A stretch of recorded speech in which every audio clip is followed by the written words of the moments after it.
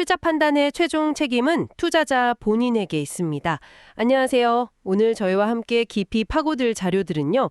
바로 이 AI 시대가 촉발한 원자력 르네상스라고 불리는 아주 뜨거운 현상.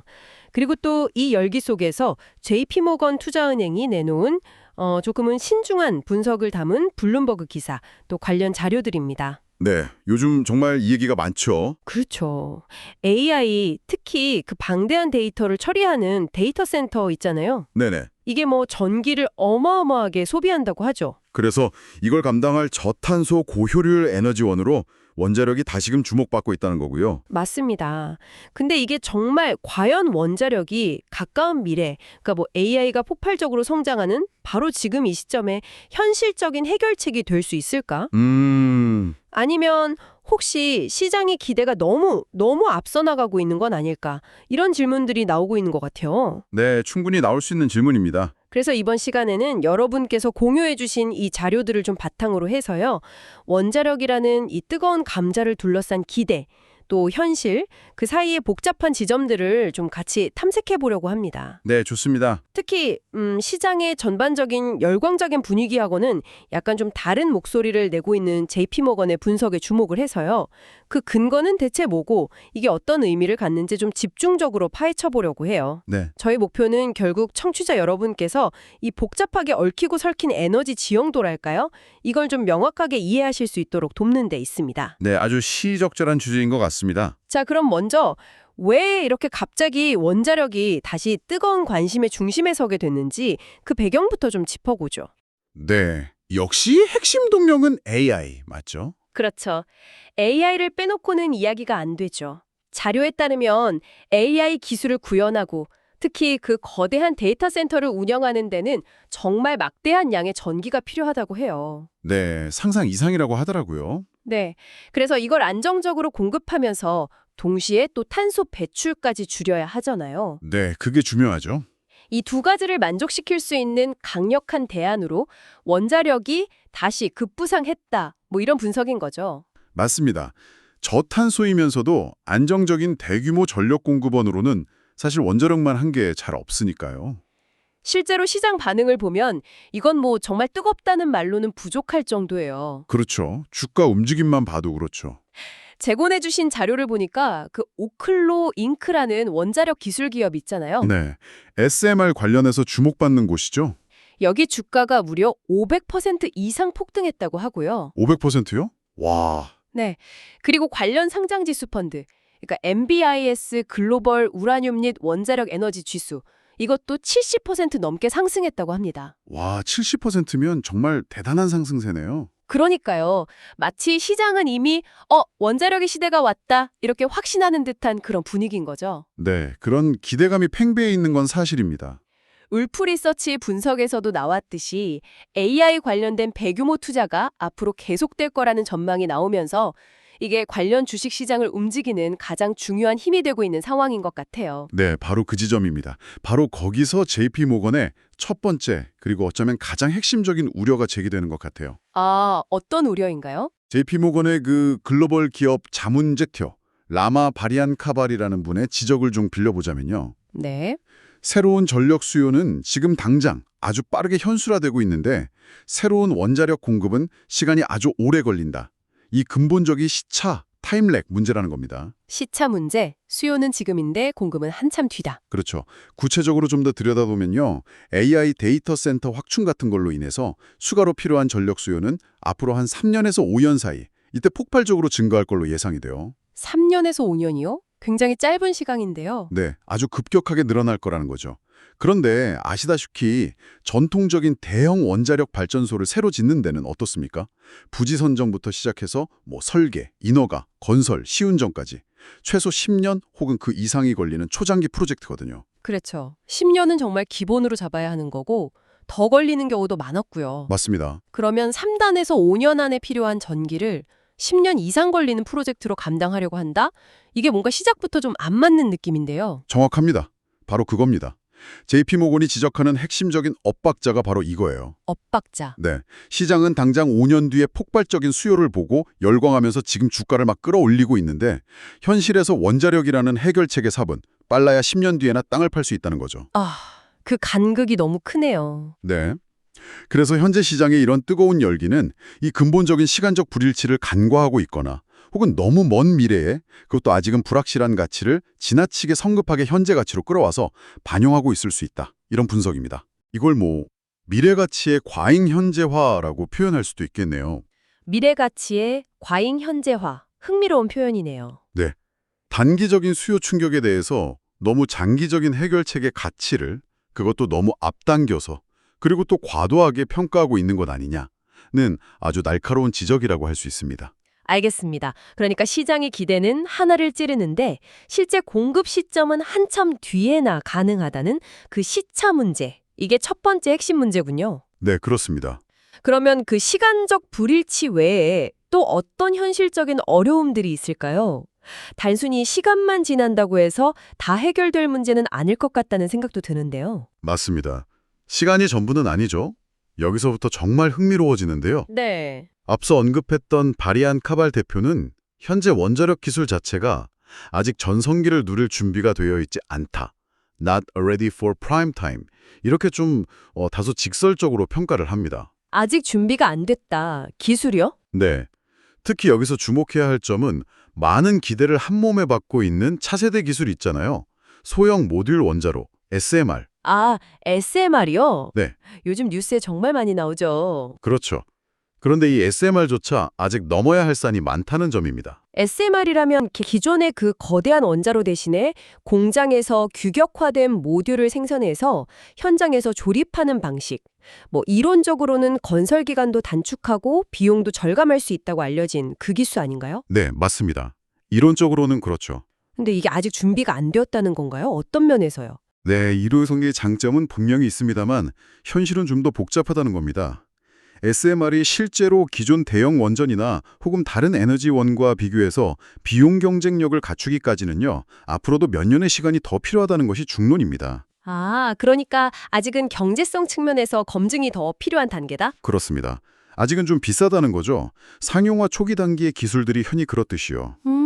그리고 더 나아가서 궁극의 에너지원이라고 불리는 핵융합 기술 있잖아요. 네, 핵융합. 이건 상용화까지 SMR보다도 2배 이상의 시간이 걸릴 것으로 예상이 됩니다. 아, 그건 정말 먼 미래의 이야기군요. 그렇죠. 그러게 결론적으로 SMR이든 핵융합이든 당장 3년에서 5년 안에 닥쳐올 그 AI발 전력 수요 급증에 대한 직접적인 해결책이 되기는 어렵다는 의미입니다. 그렇군요. 지금 당장의 문제를 해결해 줄 수는 없다. 네, 실제로 블룸버그 산하의 리서치 기관인 블룸버그 인텔리전스, BI 역시 SMR이 시장에 광범위하게 배치되는 시점은 빨라야 2035년 이후가 될 것으로 예측하고 있습니다. 2035년이면 지금으로부터 10년도 더 남은 시점이네요. 그렇죠. 단기적인 솔루션은 아니라는 게 명확해지는 거죠. 그리고 여기서 또 한 가지 주목해야 할 점이 있습니다. 네, 뭔가요? 문제가 단순히 이런 첨단 기술 개발의 속도에만 있는 것이 아니라는 사실입니다. 기술 외에 또 다른 문제가 있다? 네, 제공된 자료들을 보면 원자력 발전소를 실제로 짓고 운영하는 데 필요한 전반적인 산업 생태계의 문제를 지적하고 있어요. 산업 생태계요? 구체적으로 어떤 것들이죠? 예를 들자면 원자력 분야에 특화된 숙련된 기술자나 건설 인력이 지금 부족하다는 점. 네, 그리고 또 우라늄 농축 같은 핵연료를 안정적으로 국내에서 조달할 수 있는 공급망이 아직은 좀 취약하다는 점. 핵연료 공급망 문제도 있군요. 네, 그리고 원자력 사업을 추진하는 데 필수적인 각종 규제 인프라가 너무 복잡하고 시간이 오래 걸린다는 점. 이런 복합적인 공급 병목 현상들이 존재한다는 겁니다. 와, 듣고 보니 정말 여러 가지 문제들이 얽혀 있네요. 기술 개발도 아직 시간이 필요한데 설령 기술이 완성된다 하더라도 그걸 실제로 구현할 인력, 그리고 재료, 또 제도까지 다 부족하다는 말씀이시네요? 그렇습니다. 이게 단순히 한두 가지 문제가 아닌 거죠. 자료에 나온 통계 하나가 이런 상황을 상징적으로 보여주는데요. 어떤 통계인가요? 21세기 들어서 미국에서 새로 건설되어서 상업 운전을 시작한 전통적인 대형 원자로가 단 3기에 불과하다는 겁니다. 21세기 들어서요. 그러니까 지난 20년 넘는 시간 동안 단 3기뿐이라고요? 네, 그만큼 새로운 원전을 짓는 것이 현실적으로 매우 어렵고 또 시간이 오래 걸리는 일이 되어버렸다는 거죠. 와, 이런 구조적인 문제가 얼마나 뿌리 깊은지를 알 수 있는 대목입니다. 단순히 돈과 기술만 투입한다고 해서 금방 해결될 수 있는 문제가 아니라 수십 년에 걸쳐서 약화된 산업 기반 자체를 다시 재건해야 하는 그런 과제라는 거죠. 듣고 보니 정말 만만치 않은 과제들이 산적해 있네요. 기술 자체의 성숙도 문제에 더해서 이걸 또 뒷받침할 산업 생태계 전반의 재건까지 필요하다니. 네, 맞습니다. 이러니까 일각에서 제기되는 기대감만 부풀려진 유사 르네상스 아니냐, 뭐 이런 비판도 상당히 설득력 있게 들리는 것 같습니다. 네, 그런 비판에 나올 만한 충분한 근거가 있는 셈이죠. 하지만요, 정부 차원에서는 이런 여러 어려움에도 불구하고 원자력을 굉장히 강력하게 밀어붙이려는 그런 움직임도 있지 않습니까? 네. 정책적인 지원 의지는 분명 강하죠. 자료에 따르면 미국 바이든 행정부 같은 경우 2050년까지 원자력 발전 용량을 현재 3배 수준으로 늘리겠다. 이런 아주 야심찬 목표를 제시하기도 했다는데요. 네, 상당히 공격적인 목표죠. 여기에는 단순히 에너지 수급 문제를 넘어서 뭐랄까 러시아나 중국과의 에너지 패권 경쟁에서 우위를 점하려는 그런 지정학적인 고려도 깔려 있는 것 같고요. 네, 그런 측면도 분명히 있습니다. 이런 강력한 정책적 지원은 그래도 좀 긍정적인 신호로 봐야 하지 않을까요? 투자를 촉진할 수도 있고요. 네, 정책적 지원 의지가 매우 강하다는 것은 분명한 사실입니다. 특히 미국 정부의 이런 적극적인 목표 설정과 지원 약속은 원자력 산업에 대한 투자의 불확실성을 상당히 줄여주는 아주 긍정적인 역할을 하는 것은 맞습니다. 그렇죠. 정부가 밀어주면 아무래도. 네, 그리고 말씀하신 것처럼 자체적인 원자력 기술과 공급망을 강화하는 것이 에너지 안보 측면에서도 그렇고 또 국제적인 영향력을 확보하는 데도 중요하다고 판단하는 것이겠죠. 네. 하지만 바로 그 지점에서 JP모건의 바리앙카발 대표는 또 다른 아주 현실적이고 근본적인 질문을 던집니다. 또 다른 질문요? 이번엔 뭔가요? 바로 이 새로운 에너지를 만드는 데 드는 막대한 추가 비용은 결국 누가 부담할 것인가 하는 문제입니다. 아, 비용 문제군요. 결국 돈 문제로 귀결되는군요. 그렇죠. 원자력 발전소 건설 비용이 천문학적이라는 것은 뭐 잘 알려진 사실이잖아요. 네, 그렇죠. 조 단위가 쉽게 넘어가죠. 맞습니다. 초기 건설 비용 자체가 막대할 뿐만 아니라 과거 사례들을 보면 건설 과정에서 예상치 못했던 기술적인 문제가 터지거나 혹은 뭐 규제가 갑자기 강화된다거나 해서 공사 기간이 지연되고 예산이 당초 계획보다 훨씬 초과되는 경우가 매우 흔했습니다. 맞아요. 그런 뉴스들 많이 봤죠. 조지아 버글 원전 사례도 그렇고요. 네, 대표적인 사례죠. 자료에서도 지적하고 있듯이 이미 미국 내 여러 지역에서 전기요금이 계속 오르는 추세를 보이고 있거든요. 네, 그렇죠. 에너지 가격 상승 때문에요. 이런 상황에서 추가적으로 이렇게 막대한 비용이 드는 원자력 발전소 건설 비용을 최종 소비자인 일반 가정과 기업 중에서 누가 그리고 어떤 방식으로 분담할 것인지 여기에 대한 명확한 사회적 합의나 구체적인 계획이 아직 부족하다는 겁니다. 아, 정부가 아무리 강력하게 추진한다고 해도 결국 그 비용 부담 문제에 대한 명확한 답이 없다면 이게 지속 가능하게 어렵다는 그런 뜻이군요. 그런 셈이죠. 이건 매우 중요한 질문을 제기합니다. 어떤 질문이죠? 만약에 원자력이 시장의 기대나 정부의 목표만큼 제때 그리고 예상된 비용 내에서 공급되지 못한다면 그럼 어떻게 될까요? 글쎄요, 전력 부족 사태가 올 수도 있겠고. 네, 자료는 이런 경우 단기적인 전력 수요 급증을 메우기 위해서 현실적으로는 다른 대안에 의존할 수밖에 없을 것이라는 냉정한 진단도 내놓고 있습니다. 다른 대안이라면 어떤 걸까요? 예를 들어 탄소 포집 및 저장, CCS 기술을 결합한 천연가스 발전 같은 것들이죠. 아, 가스 발전인데 탄소 포집 기술을 붙이는. 네, 이런 과도기적인 에너지원에 더 의존할 수밖에 없을 거라는 겁니다. 원자력에 대한 정책적인 이상과 실제 시장 및 기술 현실 사이의 괴리가 여기서 명확하게 드러나는 대목이죠. 그렇군요. 결국 원자력이 대때 안 되면 일단 가스를 버틸 수밖에 없다. 네, 결국 아무리 강력한 정책적 지원이 뒷받침된다 하더라도 원자력 고유의 그 고비용 구조는 에너지 비용 인플레이션이라는 더 큰 거시경제적 문제로 이어질 수 있다는 겁니다. 에너지 비용 인플레이션, 전기요금이 더 오를 수 있다는 거네요? 그렇죠. 그리고 이는 결국 정책 자체의 추진 동력이나 지속 가능성마저 위협할 수 있는 그런 중대한 도전 과제가 될 수 있다는 분석입니다. 알겠습니다. 정책 지원이 만능은 아니다. 결국 비용 문제가 발목을 잡을 수 있다. 이것도 중요한 포인트네요. 네, 매우 중요한 현실적인 제약 조건이죠. 자, 그럼 이 모든 내용을 한번 종합해보면 어떤 그림이 그려질까요? 좀 정리를 해보죠. 네. AI 혁명이 촉발한 원자력에 대한 뜨거운 기대감이 한쪽에 있고요. 네, 엄청난 기대죠. 다른 한쪽에는 그 이면에 존재하는 기술적인 문제, 또 시간적인 문제, 비용 문제, 그리고 산업 구조적인 문제 같은 아주 냉정한 현실이 있는 거네요. 맞습니다. 그 둘 사이의 간극이 상당히 크다는 거죠. 네, 그 간극이 생각보다 훨씬 커 보입니다. 그래서 금융시장 참여자들은 미래의 장밋빛 청사진을 현재 가치에 좀 공격적으로 반영하면서 어떻게 보면 과열 양상마저 보이고 있는 것 같고요. 네, 그런 경향이 있죠. 하지만 JP 모건이나 뱅크 오브 아메리카 같은 이런 금융 전문가 그룹들은 실제 공급망의 병목 현상이라든지 기술의 성숙도 문제, 그리고 천문학적인 비용 부담 문제 등을 조목조목 짚어가면서 신중론을 펴고 있다. 이렇게 요약할 수 있겠군요. 네, 정확하게 요약해 주셨습니다.